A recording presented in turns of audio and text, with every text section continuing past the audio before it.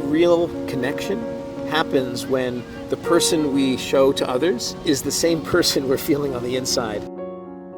I got to really feel the profound power of music when I went through the most challenging, difficult, tragic moment in my life, which was the death of my little sister.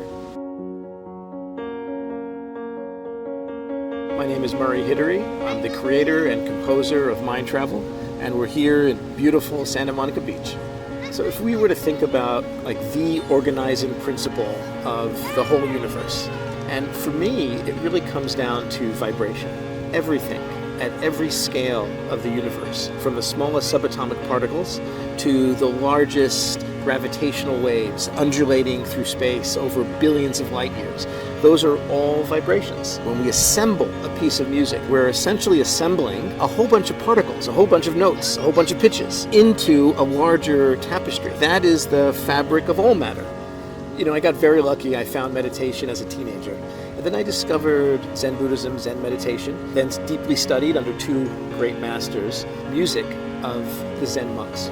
That really opened me up to music to achieve altered states. It was the early days of the internet. And with my older brother, we started a company, and end of the day, I would sit and just play, again, to deal with all the fires you got to put out and then be fresh for the next day. I always use music in this way of dealing with the stresses of the day and then clearing and being ready for the next moment. Music, we say, is not just the notes, but is the space between the notes. And when we look around us, up at the cosmos, at the whole universe, we also know that only about 5% of the visible universe is the matter we experience. Well, what's the rest of it? The rest of it is dark energy and dark matter, which is still being understood, still somewhat of a mystery. It's invisible to us, but we can infer it indirectly. The ultimate universe is the space between matter. Everything around us that seems solid is actually mostly empty space. It's just the nature of how matter assembles. Subatomic particles, quarks, muons, bosons form atoms, and how those atoms form molecules, and how those molecules form larger structures. We're actually all mostly empty space being held together by various forces. And so music can bring expression to that. When people come to a mind travel, who they are out here and who they are within starts to become the same person. And I think that real connection happens when the person we show to others is the same person we're feeling on the inside, and there's less of a disconnect. Well, I think for all of us, music is the language of emotion. Language, English, whatever language you speak, is a linear communication. Music is not only linear. Yes, it has a linear component, but it can be happening at the same time. And that gives us what? It gives us polyphony, harmony. And now it's not just 1 + 1 is 2, it's 1 + 1 is 11. It's an exponential expression. How can we untangle a multidimensional emotional state? We do it with a multidimensional language.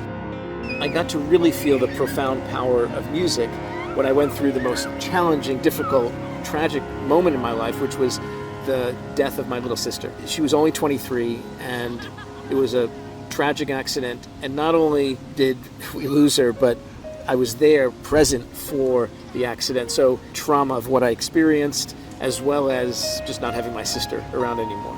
I was really at a loss of how was I going to get through this. And so I turned to what I knew, which was music.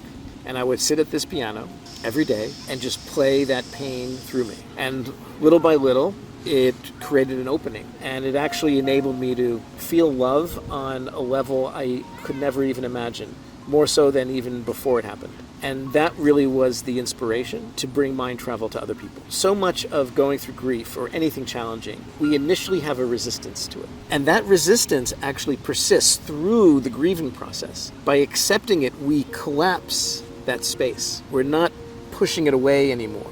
We're embracing the pain, which is probably the hardest thing to do, because who wants to feel more pain? And then when you surrender to it, suddenly it lifts you up. And there's an opening, right? You can even feel it when you surrender. The heart opens. It allows the love to start pouring out of you and pouring into you. So one of my favorite things to do is to go walk in the mountains, to hike in the mountains. It's where I find tremendous clarity, reflection, rejuvenation. Many people find it difficult to just sit and meditate, but Movement can actually really help focus the body and mind. It could also open up creativity. People like Einstein had their breakthrough ideas while going on walks. So I combine this walking with music, mindfulness in a very modern context. The brain loves this combination of predictability and mystery. The music that I play has a very mysterious path of where it's going. I'm just doing my best to listen in the moment to whatever I'm playing and then respond. And that's the ultimate lesson of life, isn't it? Life is not pre-composed. It's continually unfolding. So how do we create a little space?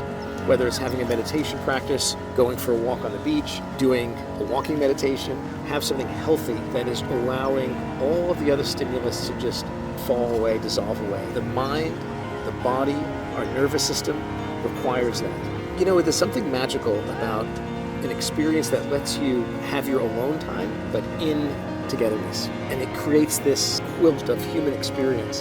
What people say most is they feel a real transformation.